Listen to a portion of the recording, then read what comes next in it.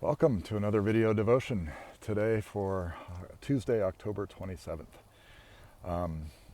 And I've been thinking a little bit about the sermon that I preached over the weekend and talking about Martin Luther and the process that he went through to embrace the gift of God's grace. And almost as if there may have been a moment or a single defining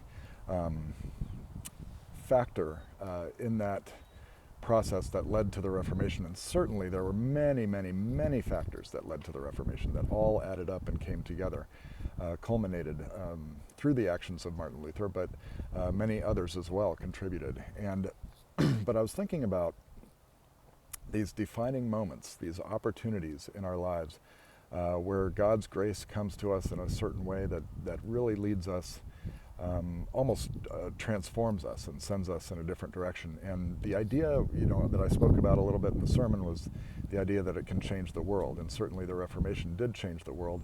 And other factors go into having an impact on changing the world.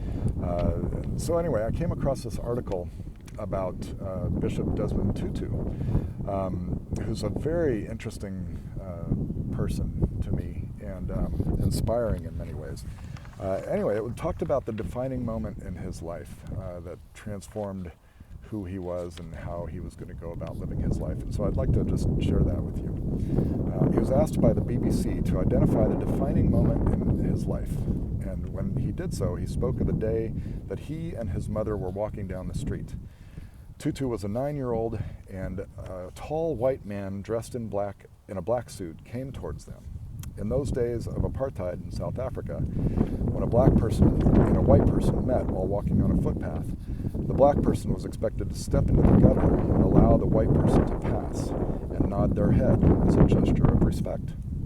But this day, before a young Tutu and his mother, before they could step off the sidewalk, the white man stepped off the sidewalk and as they passed, tipped his hat in a gesture of respect to her.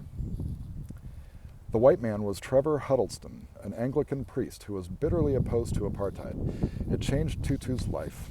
When his mother told him that Trevor Huddleston had stepped off the sidewalk because he was a man of God, Tutu found his calling. When she told me that he was an Anglican priest, I decided there and then that was what I wanted to be, an Anglican priest.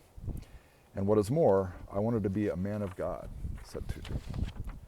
Huddleston later became a mentor to Desmond Tutu and his commitment to the equality of all human beings due to their creation in God's image as a key driver in Tutu's opposition to apartheid.